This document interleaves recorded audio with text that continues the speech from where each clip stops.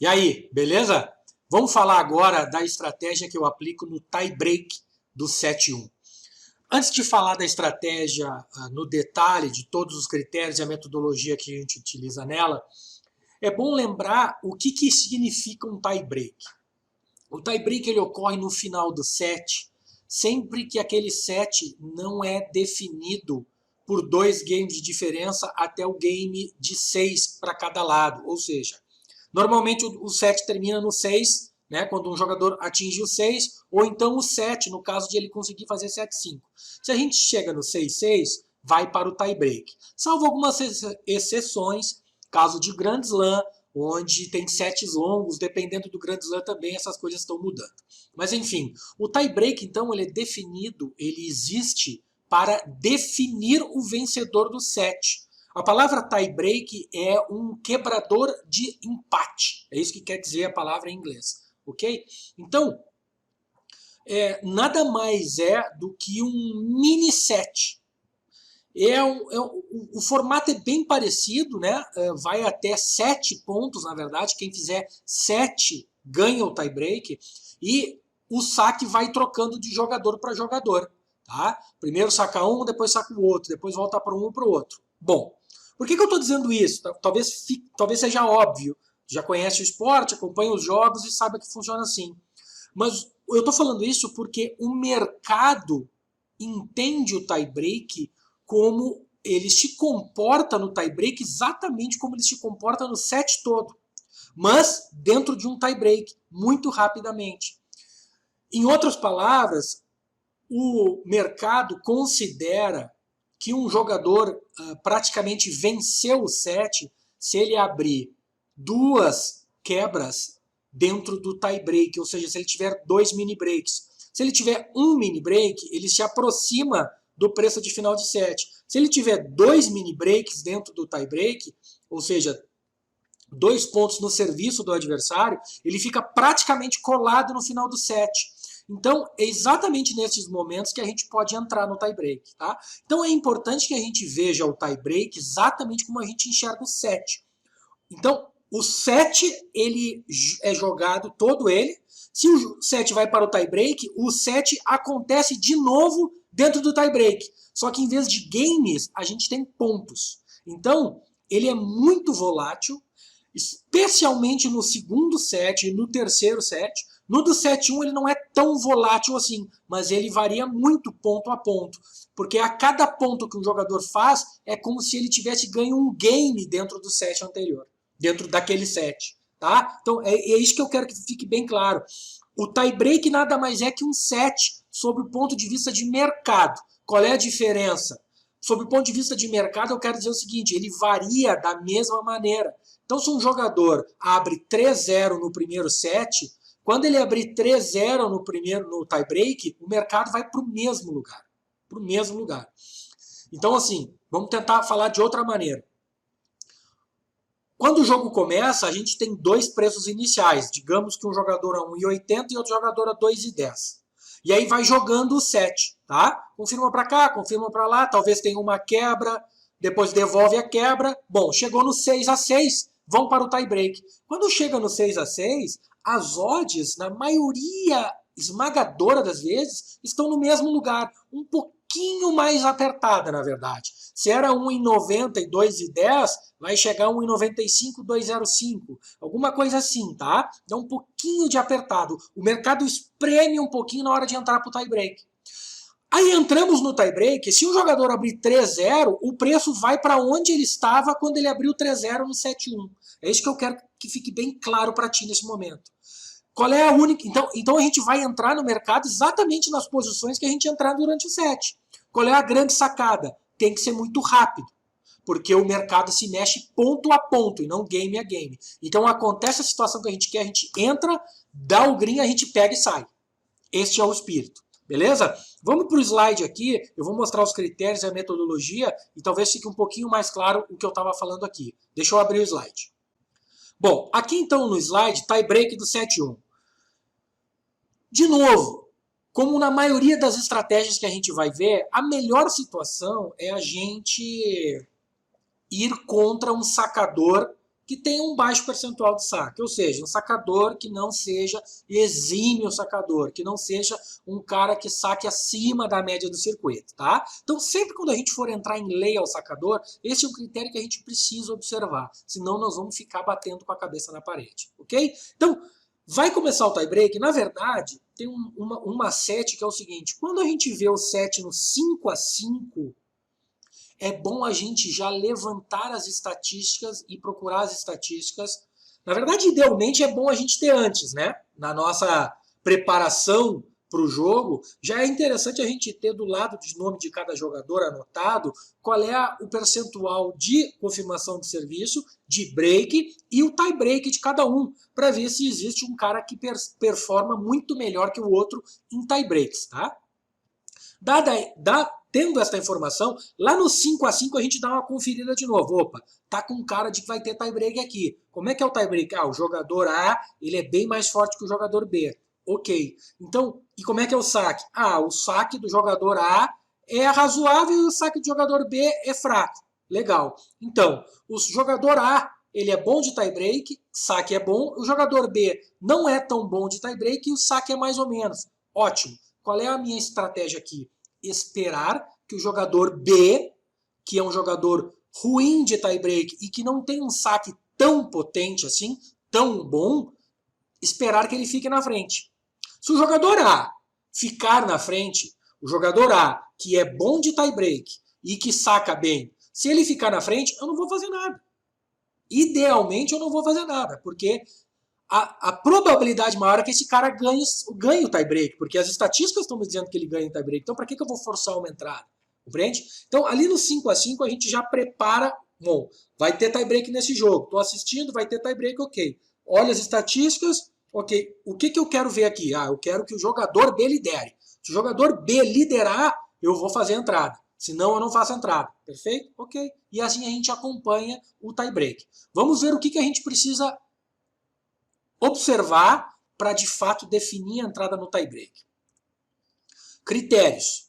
Primeiro, pelo menos um dos jogadores ter baixo percentual de confirmação de saque. Aquilo que eu falei, se for por um tie-break, que dois caras confirmam muito saque, eu nem vou mexer no tie-break. Porque provavelmente o jogo já está indo no tie-break porque não houve quebra e porque os dois estão sacando muito. Então para que eu vou me aventurar dentro de um tie-break, né?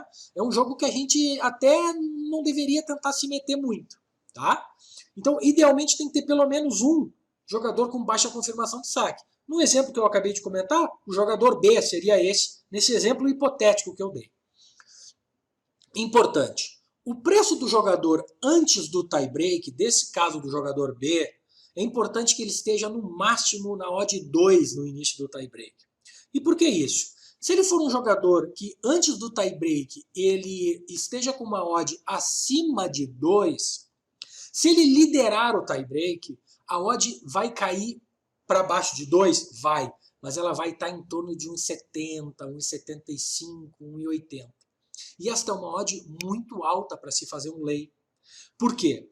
O que está acontecendo aqui? O jogador acima de 2 ele é considerado a zebra pelo mercado. Se ele está liderando o primeiro set, o mercado está dando favorecimento para ele porque ele está liderando o primeiro set, está na frente, está mais próximo de ganhar o primeiro set. Mas a odd dele ainda é muito alta, porque o mercado, como sabe que é um tie-break, basta 1 ou 2 pontos o jogo vira, o mercado está preparado para inverter de novo. Se a gente fizer um lay nele aqui e o mercado não inverter, o mercado despenca.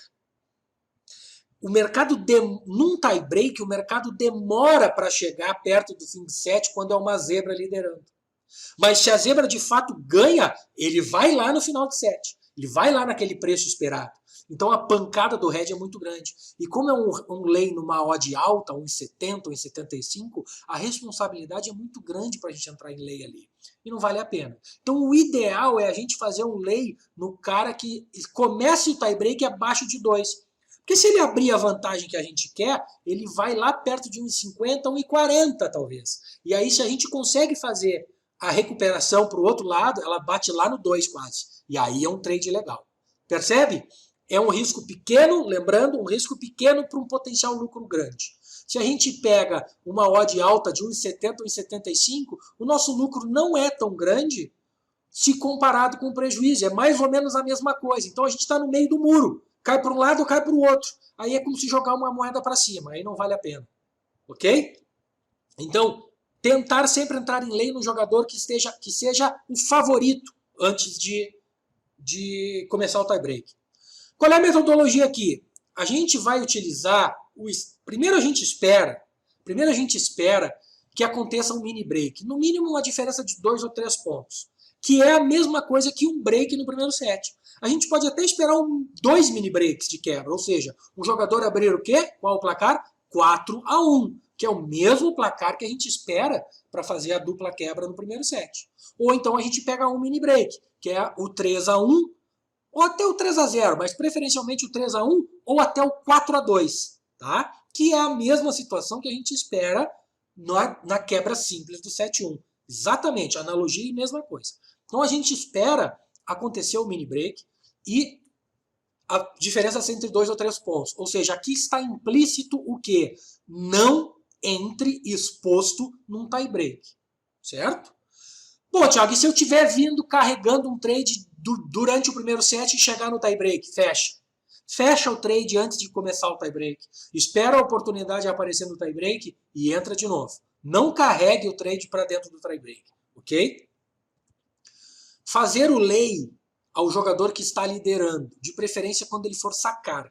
Então vamos lá, começou o tie break, 0-1, 1-1, 2-1 fez a mini quebra, 3-1 confirmou, vai sacar, vai para o lay.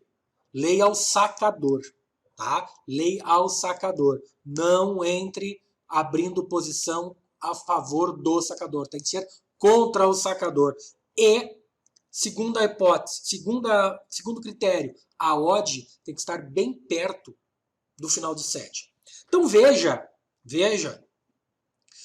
que para um jogo de tênis, para a gente operar um jogo de tênis, a gente precisa ter as informações à mão o tempo todo. Quais são os principais? Confirmação de saque, percentual de quebra de saque, performance em tie breaks e o preço de final de set, do primeiro set. Jogador A, preço inicial, se ganhar o primeiro set, qual é a odd que ele vai. Jogador B, preço inicial, se ele ganhar o primeiro set, qual é a odd que ele vai. Essas informações precisam estar na nossa frente o tempo todo quando a gente for operar num jogo. Porque a gente precisa ter tudo isso na mão na hora de desenhar o cenário que a gente quer. Ok? Então, lay ao jogador que abriu a vantagem, quando ele for sacar, e se a odd dele estiver no máximo a 10 ticks do final do set, 15 se for um mini break só. Tá? 15 se for um mini break só, tipo um 3-1. Ele pode estar uns 15, porque o teu head vai ser de 15, mas se tu pega a invertida, tu ganha 40, 50 ticks, e aí a relação risco-retorno está presente, que a gente idealmente espera. Ok? O que acontece aí? Se o nosso jogador recupera-se no tie break, a gente vai fazer o green. Agora, se o nosso jogador não se recupera, tomou 4-1, 5-1, 5-2 e perde o set, aceita o head e acabou. Não leva o trade para o próximo set, ok? Se o nosso jogador se recuperar, devolver o mini break, por exemplo, tiver 3-1, a gente entrou contra o jogador que está 3-1 e o nosso jogador fez 3-2, remove 40% da responsabilidade, ok? Deixa o tie break correr, se empatar, fecha, quer deixar o tie break correr. Aí vem de novo decisões pessoais.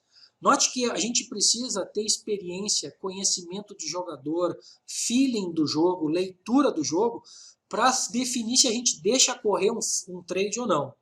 Eu prefiro sempre no começo atuar da maneira mais segura. O que é a maneira segura?